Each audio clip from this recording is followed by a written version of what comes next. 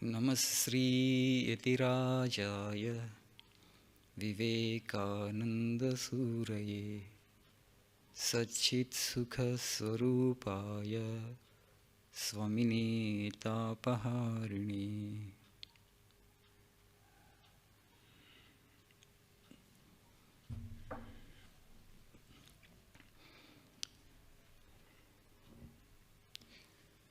You already know the topic for today's discussion.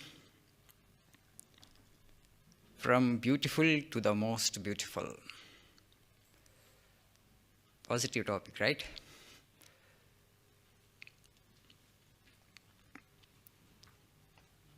We have heard so many times. We read from scriptures that the world is Maya. It is illusory. It is ephemeral. It is unreal. Right? We hear that, but we don't consider it as Maya. We find it very difficult to develop dispassion. That means if the world is really ugly, as described by our scriptures, there is no real joy in it. If it is senseless, Sri Ramakrishna describes it as hog plum. There is no sara in it. There is no real essence. There is no real joy. The last class or before that, we discussed the sloka from Yoga Vasishtha also. Asmin uddhama dauratmya daiva nirmana nirmite dvijendra dagda samsare sarohi atyanta durlabaha. Vasishtha and Vishwamitra say to Rama, Asmin uddhama dauratmya daiva nirmana nirmite. God has created this world, but not to give joy to us, not to give joy to beings. As Swamiji beautifully puts it, the goal of life is not entertainment. The goal of life is not to gain wealth. The goal of life is education through experience. In our life, if we analyze, we get both the experiences, sweet experiences and bitter experiences. Nobody will have only sweet experiences all through the life. Some of the experiences are sweet, some experiences are bitter. You know, world is a mixture of both. Swamiji says, we learn more through our bitter experiences than through our sweet experiences. Hardships, pain, bitter experiences provide deep insight into life. They will make us pause. We stop for some time and we reflect on the nature of things. Is the world real? What is life?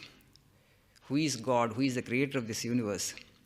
Why did he create this world? These questions we will put to ourselves. We will seek answers only when we are afflicted with some suffering. That is the reality of things, right? That's why Mother Kunti prayed to Krishna, give me only hardships. Krishna was surprised. Nobody will ask for hardships. Everybody will want only happiness and joy, smooth life. Life should go smoothly. No, I don't want a smooth life. I want only painful experiences, she said. Why are you asking for this kind of thing? Nobody will pray for such a thing. She said that only when there is suffering, I am able to remember you. For me, a life where I cannot remember you, that is no life. If only pain makes me remember you, the pain is welcome for me. So give only suffering, give only hardships, give only pain to me. Of course, she was very bold. None of us can say that kind of prayer, I'm sure. Why we forget the Lord when everything goes smooth? We don't know, that's Maya. Okay? Why can't we worship the Lord through joy, through pleasure? We feel the need for God, necessity for God, only when there is suffering in life. That time only we think, we reflect. You just see that's the nature of things, right? People will become philosophical, people will come to spirituality, people will go to temples, people will make pilgrimages only when some suffering, or you want something, okay, you want to avoid death, or if after death you want to have a great life. Next birth must be a great birth, so I must acquire some merit, some punya. Only when there is such desire, that desire only prompts us to do all the little sadhana that we do. So the goal of life is not entertainment, the goal of life is education through experience. And with regard to providing us the real insight into life, these bitter experiences, hardships actually, have an educative value in them. So you should be able to welcome them, Swamiji says. Though we don't want these painful experiences, they do come to us. They have a meaning, they have a purpose. So endure the pain, learn the lesson, and move forward in life. So though scripture says that this Maya, don't actually take so much of interest in Maya. Okay, the world actually entangles you. Sri Ramakrishna describes the world bewitching Maya. And very difficult even to come to the conclusion that this is Maya. Very difficult to understand this is senseless. Vijendra Dagda Samsare Sarohi Atyant Durlabaha. To find real joy in this world is very difficult. They say it's not there in the first place. We are trying and trying and trying. You just see in the society today, we want money, we want name and fame, we want power. You get that. They give us some happiness, some limited joy they provide. But people want more from that, but they're not getting. It's not there. You squeeze. You're trying to make the best of life. You want to have more of happiness. They bring certain degree of happiness, some limited happiness. Beyond that, if you want to have it, you will not get there because it's not there in the first place. That's why they are finding it difficult. Why I don't get more happiness? They're seeking desperately, so-called people who have made the best of life, those who have become very rich, we are aspiring, to reach that position. But there are a good number of people in the world who have already attained to the position that you are aspiring for. Go and ask them, how happy are you? Do you feel fulfilled? They will say no. Okay. They're trying to have more joy, more happiness, but it's not coming. So what are the things that have acquired from that? They want to squeeze more happiness. But it's not coming. It's not there. That is not the place where happiness is there. Our people have clearly told the final conclusion. Only God is Ananda Swarupa. Is an embodiment of joy, embodiment of bliss. All other things belong to the realm of Maya. They give you little drops of happiness. Beyond that, even if you want it, it is not there, so you will not get it. So the scriptures say that the world is Maya. All the sages have said this, saints have said. But still, we are not able to take away our attention from the world. The world attracts us so powerfully, right? That means there must be some beauty in it. If it's totally ugly, you won't take interest in it, right? If it's totally ugly, you won't find interest in it. It has some beauty, it has some charm, but that beauty is a deceptive beauty. And Sri Ramakrishna said it is world bewitching. It's a deceptive beauty, but we don't understand it. After many experiences, we understand it. So it is beautiful for us. It's not ugly. Okay, let us accept it. That's why we take so much of interest in it. Okay, I want this, I want that. We work, we strive. Fine. It's beautiful. It's not totally ugly. If it's really ugly, nobody will take interest in it. Khalil Gibran, he made a great statement. He said, great beauty captured me, a beauty still greater freed me from even itself. Great beauty captured me, a beauty still greater freed me from even itself. So when he said great beauty captured me, he was talking about the creation. Creation is really wonderful, beautiful. After all, it is the handiwork of the Lord. The Lord is actually infinite beatitude, right? Creator is so beautiful. How something that has come out of the Creator, such a beautiful Creator, can be ugly? Okay, we shall try to understand like this. God is very beautiful. God is an embodiment of beauty, condensed beauty. So if creation actually has evolved out of God, has come out of God, then God, as He is beautiful, His creation also must be beautiful. There is beauty because that is His quality, God's quality. So anything that comes out of God will bear the quality of God automatically, right? That's why, though it is said that it is Maya, it is ephemeral, there is no real joy in it, develop dispassion. We are not able to develop that much of dispassion because there is some beauty in it. There is some joy in it. That's why it's very attractive. It's fine. So, great beauty captured me, a beauty still greater, even freed me even from itself. So this world is attractive, this world is beautiful, but there is something which is more beautiful, that is God. You must think that if creation itself is so beautiful, okay, how much more beautiful the Creator must be. That thought must come to us. When Swami Vivekananda was going to the west for the second time, the ship was passing through the Mediterranean Sea. Swami Vivekananda, along with Sister Nivedita and Swami Turiyananji, they came aboard. They came to the deck of the ship. They were watching the sea, the placid waters of Mediterranean Sea. It happened to be a full moon day. So the bright moonlight, so falling upon the waters, the Mediterranean Sea water actually was reflecting that white moonlight. And Swamiji looking at that, see, if creation is so beautiful, if Maya is so beautiful, imagine the wondrous beauty of the Creator. It did not say there that actually creation was ugly, but it was really beautiful, that scene, so charming, so attractive, breathtaking. And Swamiji makes this remark, imagine the wondrous beauty of the Creator. That's the difference between a mystic and an ordinary man. So that beautiful sight or scene reminded him of the Creator. The scene actually, the art actually has reminded him of the artist. World is such a beautiful art, it should remind us of the artist all the time. There is beauty in it. The creation is so beautiful. Imagine the wondrous beauty of the Creator. It should remind us of that great Lord. So automatically through the creation you seek the Creator. And among the things that God has created, which is the most beautiful thing? This is right. This is the most beautiful thing among all the things that He has created. But here, there is a problem. God has not actually defined this species. He has defined all other species clearly. Okay? It's not easy to understand this species because He has not defined this. The most difficult thing to understand in this universe is this. Okay, through experience you will understand this. Other things you can understand because God has defined them clearly. But here actually He has not put any definition. This is very not easy to understand it.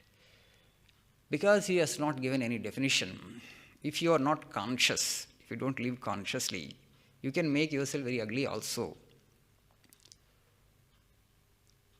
You can make yourself very ugly also.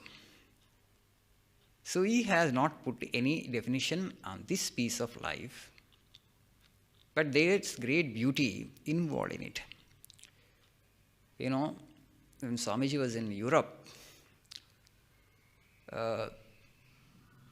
the disciples actually took him to near Alps, and they told Swamiji, let us walk a little more and then we will be able to get a clear picture and view of the Alps, mountains.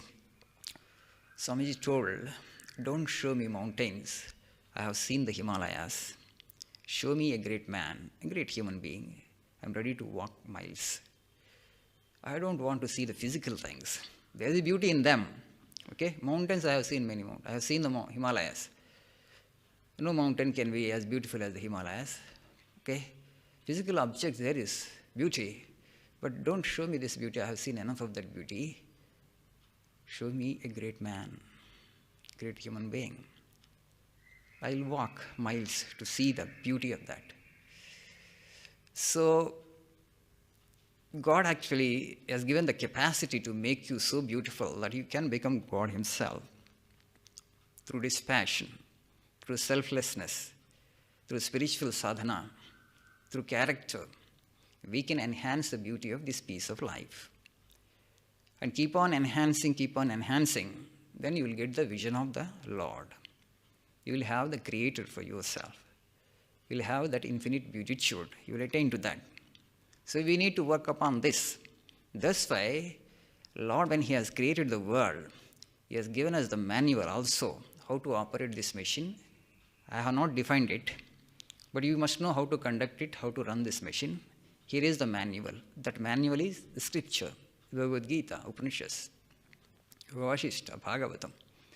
So you read this manual first, and then operate this machine according to the instructions and injunction given in the manual. Then you will be able to enhance the beauty of it. You just see how a child sees the world. 3-year-old kid, 4-year-old kid, everything they look around with such concentration to look at. Because everything is wonderful, so beautiful.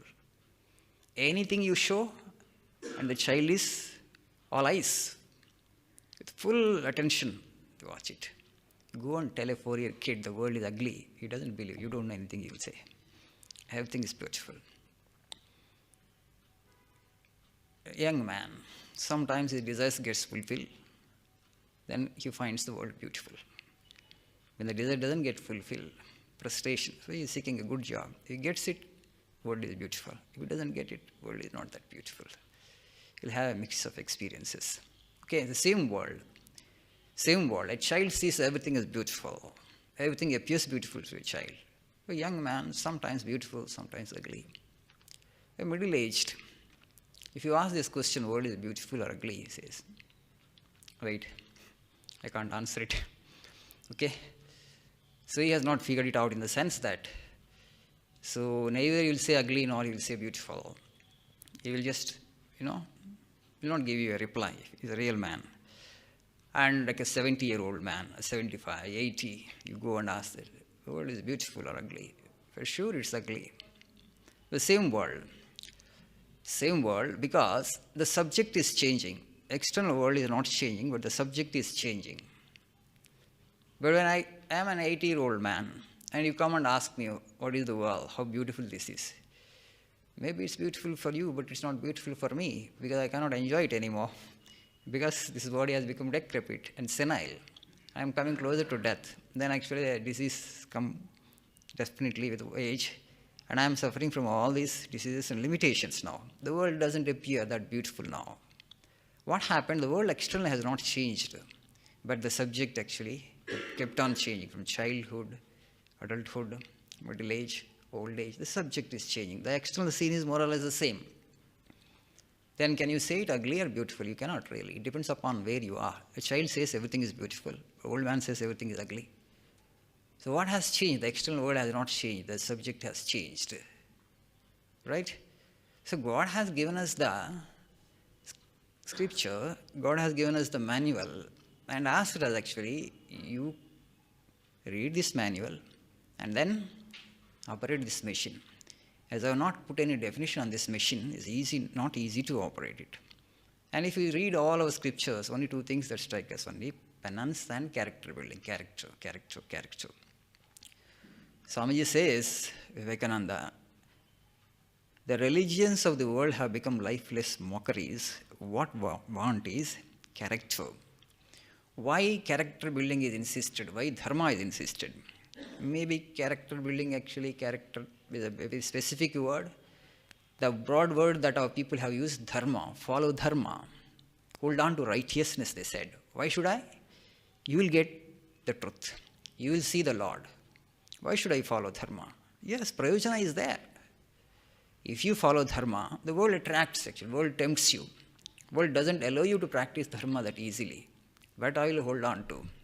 I have a strong resolve. I will follow Dharma. I will not compromise with Dharma. Then you will attain the Lord. You will attain the truth, the highest that can be attained through this piece of life that you will attain. This way in our culture, all scriptures demand that you practice Dharma. So for that, strength is required. How do we get strength? Through renunciation, tyaga. Through renunciation and tyaga, you get the strength to practice Dharma. And when you practice Dharma, you will get the Lord. That's why India is the land of Vairagya, land of renunciation, land of penance. Through tapas, you will attain to the highest. Last time I told and quoted you, Sister Nivedita, after studying Indian society and of country, she made this statement. She said, "The simplicity of Indian home is the deliberate choice of a highly cultured mind." The simplicity of Indian home is the deliberate choice of a highly cultured mind. Why we want to keep external things simple? We want to have less material things, because the land of vairagya, land of penance, land of tapas, the external world is an illusion. It is ephemeral. So all life you have to invest only, right? All life you have to invest only in procuring these material things. Where is the time for you to practice penance, to practice tapas, sadhana, and to attain to the truth? That's why lead a simple life. Practice renunciation. When you practice renunciation, it becomes easy for you to follow Dharma. When you follow Dharma, you will get God, the highest thing that you can ever aspire for, having come here as a human being into this world. So, this is the land of renunciation, because our goal is truth. Our goal is God. You know, that I was reading a book, introduction to a book. There the author says, today, to preach Vedanta to people is like teaching stitching to a drunken man. Imagine how difficult to teach stitching to a drunken man. He is not in consciousness, right? He is not conscious of his own body. Drunken man, how can you teach anything to him? Forget about stitching. He says that we are so drunk with this wine of materialism, so thoroughly and so completely. We get happiness only through material things. Everybody actually subscribes to this view. Our education systems are structured in that way. What we tell our children? You must get good scores, good marks, good grades. What will I get if I get good scores? If I pass out in flying colors? You will have a good job. What do you mean by good job? You will have more salary. What will gain if I have more salary? You will have more money. If you have more money, what will I gain? You will have more material things. Okay? Better material comfort, creature comfort. What else you will have? And so these creature comforts will make you happy, will make your life beautiful. But is that the reality of life? No, right? We have understood, we have figured out what life is. You have all the things under the sun, but still you will not be able to make yourself happy. The real happiness, the real beatitude, the real fulfillment that you are seeking, you won't get it through these material things. There is limited supply. Of course, basic necessities of life are not there, means definitely it's a painful situation. But once they are procured, you must invest your time and energy for gaining the truth, for gaining the highest. What happens? Leisure is very important. Swamiji clearly told that. Without leisure, no intellectual and spiritual development is possible.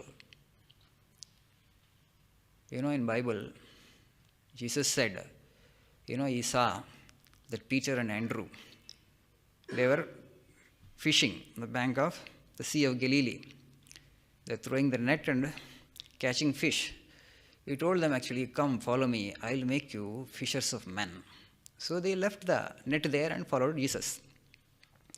If Jesus were to be born today in America and tell Americans, okay, you follow me, I'll make you fishers of men. Okay, follow me, I'll give you the highest in life. They said no, because we have to go and take permission from our banker.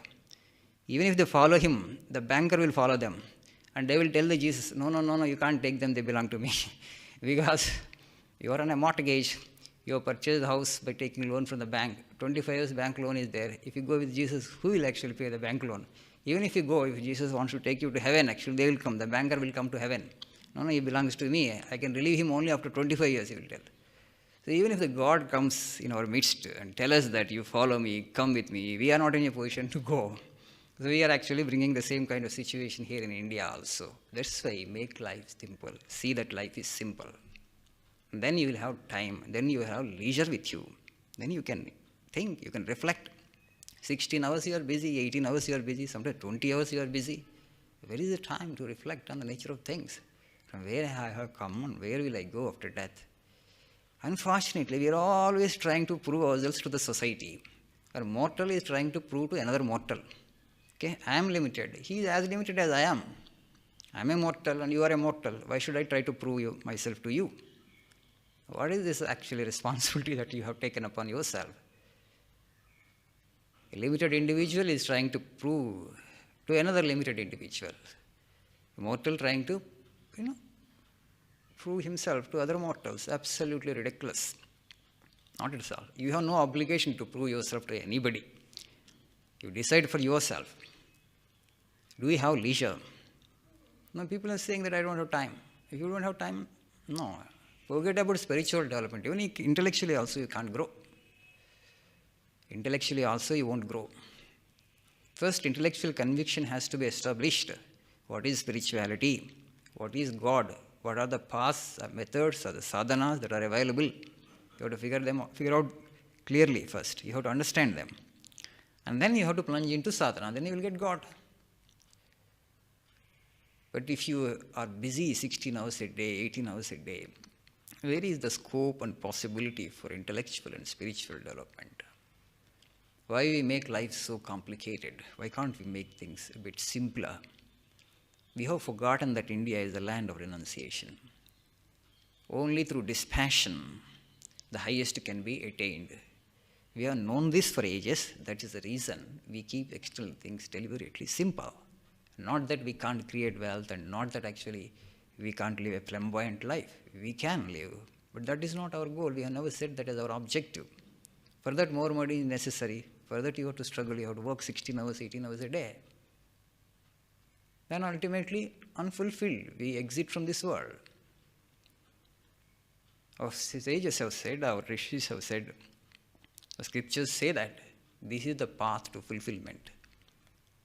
This is the way that leads to infinite beatitude. So hold on to this path. But today we are not what we are. We are imitating somebody else. Why Indian society today has become so complex? I have told this many times. I'm never tired of telling this. I will tell 100 times more. Materialism. Added to that is a secularism, imperfectly understood secularism. Our dharma actually is the most secular dharma. Vasudhaiva Kutumbakam, we say, world is one family. Sri Ramakrishna said, Jato Mattato Pat. As many individuals, so many paths. Okay. We allow that much of freedom to people. There is no intolerance here of any kind with regard to people following a particular faith or religion or a path. Everybody has to carve out his or her own path. That's what we say here. Post-independence, we have not taught the spiritual values to 2 or 3 generations of people. What came in the way is the secularism. We have thought actually spiritual values are not that important. We can do without them, the kind of understanding. It's not possible. So we have given up dharma. Dharma is not important for us anymore. Materialism, material comfort, creature comfort alone is the sole objective and purpose of life it has become. And because we have not taught spiritual values to people, society has become very corrupt. Because society has become corrupt, life has become burdensome for so many people. If everybody was sticking on to dharma, if everybody is holding on to spiritual values, then life would not have become as burdensome as it is today. We don't understand that. We have complicated things for sure. Everybody was following dharma, everybody was holding on to dharma, then the society would have been much less complex. Because of certain percentage of people's unrighteous life, corrupt life, the burden of life has gone up for many in this country.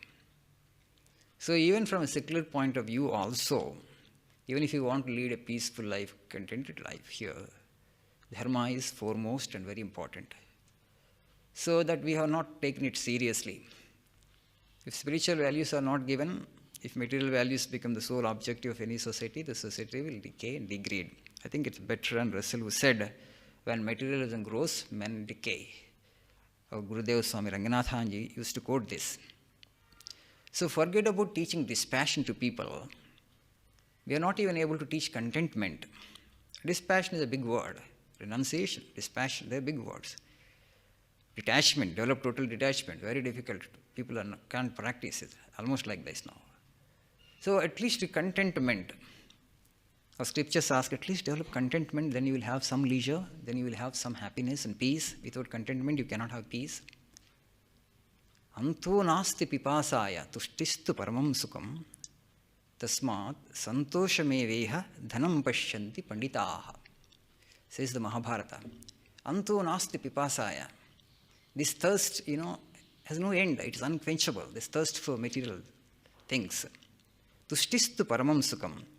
Contentment brings the highest happiness. Tasmat santoshameveha dhanam pashyanti panditaha. Therefore, happiness born of contentment is the real thing. Dhanam is the real wealth, says the wise people. That's the meaning of the sloka. Happiness born of contentment. If you are contented, you will get some peace. But today you cannot even teach contentment in the society. Greed actually has overpowered the society, has taken possession of our souls as it were. So because spiritual values are not taught, Dharma is not important for us. And that's the reason we have mortgaged the soul of the civilization as it were, if you ask me. Dharma is our soul. Dharma is our backbone. But we find it difficult in this land of Dharma to practice Dharma. In this land of spirituality, we ourselves find it difficult to practice the spiritual values, to bring those spiritual values into our life. Why have we brought such a situation? So we need to reflect. We need to set things in order. Right? We need to set things in order. Contentment also we are not able to preach. So because the spiritual goal is not there with the majority. Right? No leisure. Sri Ramakrishna used to tell this story. A man wanted to engage a Bhagavata Pandit, Bhagavata scholar. He wanted to hear Bhagavata. He wanted to learn about Srimad Bhagavatam. He was searching for a Bhagavata Pandit. So he asked his friend. His friend told, yes, there is a Bhagavata Pandit, but he is very busy. He has no leisure. And the first man asked then, how come that Bhagavata Pandit is so busy? He doesn't have leisure. And he says, no, he has 4 plows and 8 bullocks. Okay, and so much of farmland. He's always busy farming. 4 plows and 8 bullocks. He's busy with that. And then he said, then I don't want that Bhagavata Pandit who doesn't have leisure for himself. Forget about that. At least he has Bhagavata and also he is busy with that. So he has property, he is busy with farming and also he knows something about Bhagavata. But should I actually know Bhagavata? We are all busy. Okay? Of course, plows and bullocks we have replaced with the tractors. Okay? And of course, we have given up agriculture also. All the young people, they have flocked to towns and cities. Agriculture is left to old people. Nobody wants, no young man wants to take up agriculture. So we have become busy. So once you come to cities and towns, cost of living is very high. You need huge amounts, money, wealth. To earn that, to make both ends meet is so difficult because everything you have to purchase. The currency note-based civilization. Urban life is totally based on currency note. So you want to have currency, wealth. The morning to evening, no Saturday, no Sunday. Only for namesake, two holidays per week. But people are busy on those 3 days also. So many things you have to do, right? So many things you have to do. You go to America and see there, ask them. Only 2 days holidays, but they are more busy on Saturday and Sunday. 5 days, weekdays they are much better. So that means 365 days you are busy. When you are 365 days you are busy, where is time to contemplate on the Lord? To think about God? No leisure. No. Somewhere we have gone wrong. You have to understand it and you have to fix it. So keep things simple. Make life as simple as possible. Find leisure. Read scriptures. Find some time for sadhana, japa, meditation, prayer. You'll be able to enhance the quality of life. More joy, more happiness. Because the ultimate source of joy is within you. No material thing can provide you that much of joy. It is there within you. Amrutasya putraha, Upanishad says. Amrutasya putraha. Amruta, immortality is ingrained in you. Is within you. Immortality. God has put that because we are made in the image of God. So turn inward and reach out for that Amrutattva. Reach out for that Amrita Bhanda.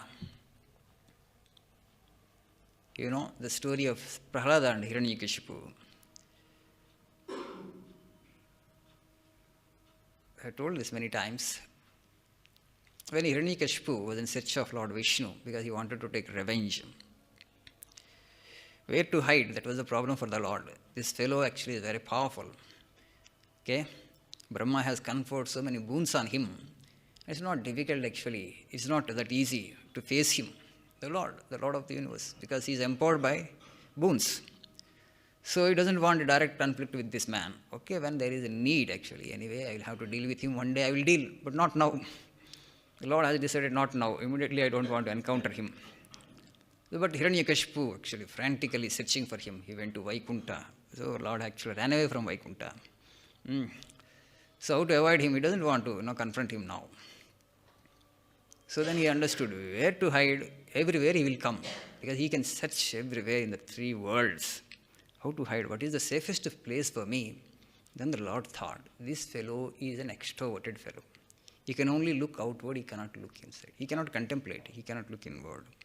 He cannot look into himself. So the safest place for me is his own heart. So the Lord entered into the heart of the Asura, Hiranyakashipu, through the nostrils. So that is the safest place because he cannot turn inward. So he won't be able to find me. He won't be able to find me, and that's how actually Lord entered into his being. Hiranyakashipu's heart he has entered. So who is an Asura? So who has only this outward, his consciousness is outward bound. His senses are outward bound. Even our scriptures describe such an individual as an Asura, who cannot turn inward, who cannot reflect on his own true nature, who cannot contemplate. That means the individual has a predominant disposition of rajas. So much of rajas is there. He is restless. He wants to only acquire and procure things. Seeks happiness only from the things of the world. He will try and try and try. He will try to prove himself to the rest of the society. He will seek for power. He will seek for wealth because it brings some recognition to him. See now, and he will say how successful I have become. He wants to show to the society and people around how successful I have become. All these things, but they all give you only limited happiness. Only limited happiness is not there, but you want to prove yourself. You want to acquire more things. You want to be better than your neighbor. So all this urge, all this desire to possess more and more of things is born of rajas. Is born of rajas, intense rajas. Today actually in Indian society also has become so rajasic. And now we need people with sattva. People with sattva, they contemplate, they relish contemplation because they know that Lord is within. They radiate peace, they radiate joy. For no reason, they have nothing much of the external world. They are happy, they are blissful. And when they touch the core of their being, they are fulfilled. Sri Ramakrishna, what he had. Dhoti also would not stand on his body, it would drop off. Did he have his own house? Absolutely no. That Mathur Babu, one day he told, Baba, I will register some property in your name because who will take care of you after my death? So Mathur Babu felt compassion for Sri Ramakrishna. Sri Ramakrishna became angry. He said, Rascal, you want to make a worldly man? He says, okay. That was Sri Ramakrishna's remark. You want to make a worldly man? You'll get. Then the botheration, property, you have to ensure that it's not, taken by others. Today, how much struggle? You have a piece of land. Every day you have to go and check it. No. You have to know whether somebody has occupied it or not. You have to build. Huge problem, right? So you are preoccupied with that. Where is God in your mind? No scope. We have a relative actually. He has such properties. Some pieces of land here and there. Every day his duty is this. Morning goes. Whether it is there or somebody has encroached it. Morning to evening his only duty is that. He will travel to all places in the city and then whether the property is intact or somebody has encroached it. If somebody encroaches it, you have to push him back. For that you may have to go to court, right? He says this is mine, otherwise he will create fake documents and then you have to prove that no, I am the original owner of the property, I am the title holder. So then the police will say that, no, you prove in your court. Then you will knock the doors of the court and that will go on 20 years, 25 years, 30 years. Right? You're busy, You're busy. Where is the time to contemplate on God?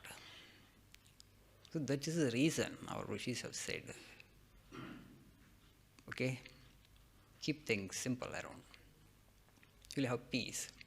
Peace has a value. Peace has a price. You don't want to pay that price, then how you will get it? Okay? What is the price for peace? Renunciation is the price of peace. If you pay that much of price, then only you will get peace. Peace is a scarce commodity today. Is it or not? People have everything under the sun, but no peace and no happiness. Why? Peace has a price. You are not paid that price. You want to give money and purchase everything under the sun, but you don't want to give anything. That's what actually, peace wants. To have peace, also you have to pay some price. Price in the form of renunciation. Price in the form of contentment at least.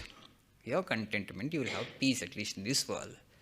But they have not preached contentment, not saying that you should not have ambition, just be contented with no. Contentment with regard to material things. But you should be discontent with regard to the spiritual attainment. Sri Ramakrishna was restless for God. One more day has gone, oh mother, but I have not realized you. One more day is spent in vain. I have not got you. You have not shown me yourself to me. So all his energies and time he invested here. Very ambitious, not contented man. But with regard to sadhana, no contentment. You should have that real ambition. You must be ambition driven. But what kind of ambition? Today the ambition is only for worldly things and material things. That is the problem. The wrong way of using the birth. Wrong way of using this piece of life. That's why. Do you know who are our role models today? Role models? Okay. Whom actually society considers as achievers? Whom society considers as celebrities? We all know, right?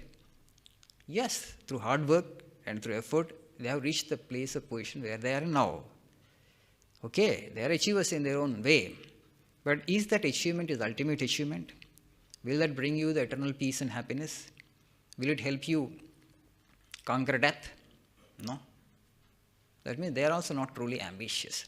So true ambition means this, to know the truth, to know God. Have this as the ambition. Basic necessities are satisfied, right? 2 square meals per day, little roof over your head, 2 pairs of clothes, enough.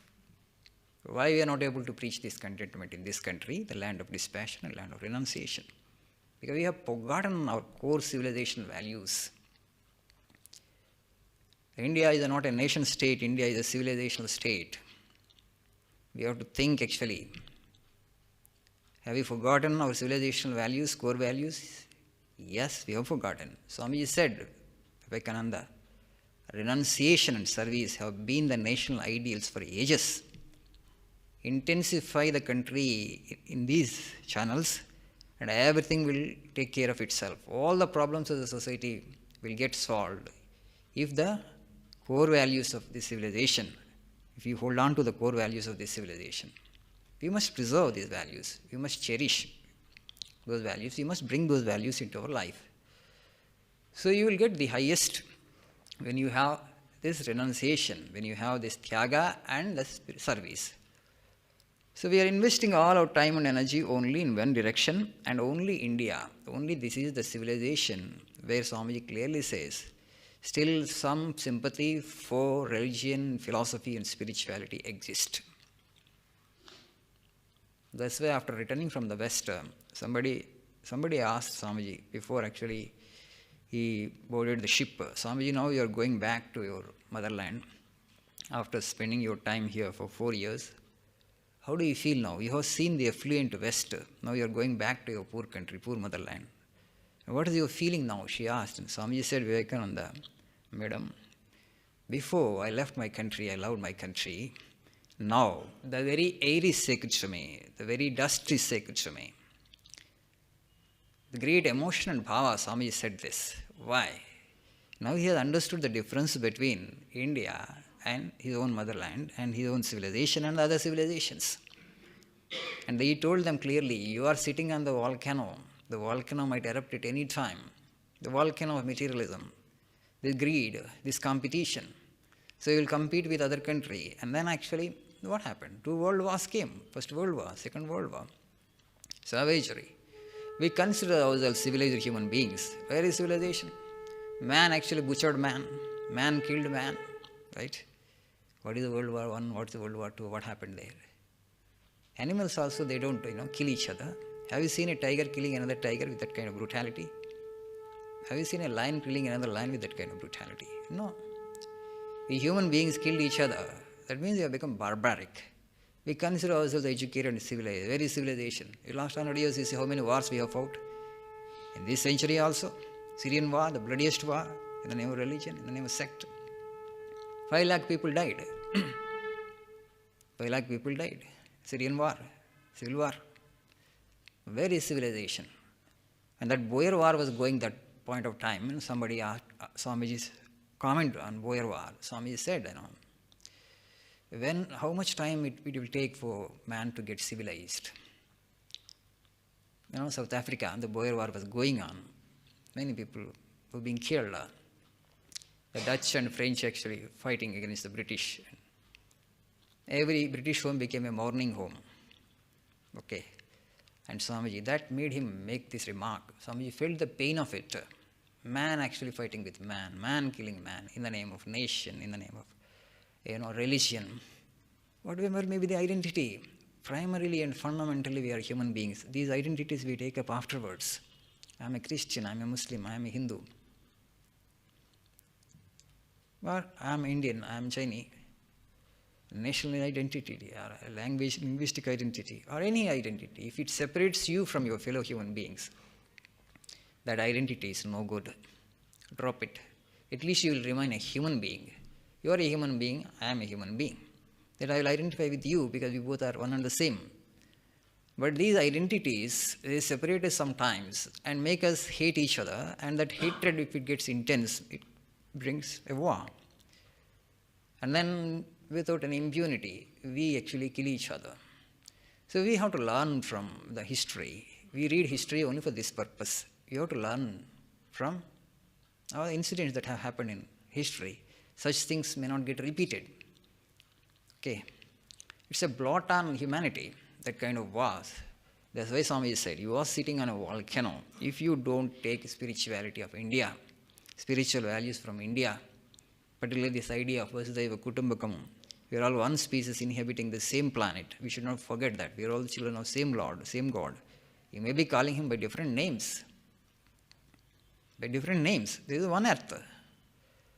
So, the volcano exploded. And that's why Swamiji felt, great. Swamiji was so proud. Swamiji says, I am one of the proudest men ever born. He said, that's not because of myself, that is because of my glorious ancestry, he said. You have to read that lectures from Colombo to Almora, that book, the series of lectures that Swami had delivered after returning from the West in 1897. The glory of Indian civilization, the core values of this civilization. Swami again and again says in those lectures that every country has its ideals. Okay? The people are free to choose their ideals. West has its ideals. Those nations, they have their ideals. Their ideals may be great for them, but you hold on to your ideals. What is your ideal? Spirituality. Your ideal is spirituality. Don't give that up. Oh, Indian. Hold on to it. Hold on to it. Hold on to it, says. But post-independence, we have neglected his message. We have neglected his teachings. And we have brought this materialism into our country. And the byproduct of that gross materialism is corruption. And we are not even thinking now, in a democratic country, when the majority they do something, that tends to become a law. It gets legalized. Corruption today is institutionalized, tomorrow it gets legalized. You can't put so many people behind bars. Much law, little justice. Laws, laws, laws. Swamiji says, too many laws is a sign of death and decay of the society. Too many laws is a sign of death and decay of the society. No, we want beautiful human beings. Create beautiful human beings. Godly men and women, he says. What we need is not law. We need godly men and women. Pandavas, the circumstances were more or less the same. But they held on to Dharma till their last breath. They were the people who suffered most, though the Lord Krishna was by their side. They were the people who had suffered more. But they held on to Dharma with such passion. Doggedly they were holding on to Dharma. So much suffering there was. So how could that be possible for them? Because they were born of prayer. The difference between the Kauravas and the difference between Pandavas is this. Pandavas, they were all born of prayer. This way Dharma was there in the blood, in the genes. And Kauravas, because of the mistake of Mother Gandhari, she felt jealous of Kunti at that particular point of time, and then she had begotten these evil children. Only one problem with Duryodhana, jealousy. He was jealous of the Pandavas, his own cousins, all the time. And he became a wicked guy, never held on to Dharma. So it's very important. That's why we have started this Arya-Janani program. That's going on well. Swamiji said actually, a man who is an Aryan, an individual who is born of prayer is an Aryan, otherwise a non-Aryan. Why he wants Aryans? For Aryans actually, Dharma will be in their blood. Dharma will be their core value. And if Dharma has not become our core value, means we have ceased to become Aryans. Somewhere something has gone wrong. What is that gone wrong? Actually, you have forgotten this ideal also, that a child must be prayed for. A child must be brought into the world with the divine samskaras. So mothers must be empowered, expectant mothers must be empowered. They must do some penance, some tapas. The responsibility of both husband and wife. Swamiji clearly said that my mother and father prayed to the Lord for 2 years. And he gives all credit to his mother. She kept her thought pure, imagination pure, her food pure, clothes pure, so that I would be born, he said. A man is born God or born demon. That much of difference is there. So you can make the subtle body of the child. Child is not just a lump of flesh in mother's womb. What thought the mother generates, what emotion the mother generates, that will go to the child directly. For mother, the thought and emotion may be temporary thought and temporary emotion. But for the life growing in her womb, that creates such an indelible impression. Okay? The child absorbs it 100%. That becomes the nature of the child afterwards, subsequently. For Gandhari, that jealousy was only a passing emotion. Thereafter, she never felt jealous of Kunti. But for children, the Kauravas, jealousy became their second nature. And today, our mothers particularly are not aware of this. So very important. You have to consciously generate your thought, you have to consciously generate your emotion. If it is a negative thought and negative emotion, it impacts the child in an irreversible manner. And also if it is positive thought and positive emotion, that also impacts the child irreversibly. Child will come into the world with such positive energy and with such passion for Dharma, nothing of this world would ever be able to tempt the child. And we need to create such people, great human beings. As I have already said, Swamiji said, I don't want to see the mountains, show me a great man. The ultimate beauty is locked up here. Ultimate beauty is locked up here. We are traveling from beautiful to the most beautiful. And among all the things that God has created, this has maximum beauty. And when you cultivate passion for Dharma, and when you seek the truth consciously, and you will be able to make yourself very beautiful, character becomes important for you. Dharma becomes important for you because you are the seeker of truth. And so this is how actually you have to go. We have to go from beautiful to the most beautiful. Most beautiful is divine. The world has some attraction, definitely, some beauty in it. If it is that ugly, if it is really Maya or illusion, nobody would take that much of interest in it. The very fact that we take so much of interest, rather we invest our soul there, proves that actually this world has some attraction. This world is not that ugly, it is beautiful. Okay, let us travel from this beautiful thing to the ultimately beautiful, that is God. From creation to the Creator. Of course, because the Lord actually is beauty, personified, beauty himself, nothing ugly can come out of him. So this world is not Maya, let us say, for some time. It's beautiful. Let us travel towards the most beautiful Creator. Right? The creation actually is suggestion. It is suggestive of the Creator. So let us not forget the Creator when we interact or we deal with things of the creation. Let us stop here for today. We shall meditate for 2 minutes before disperse.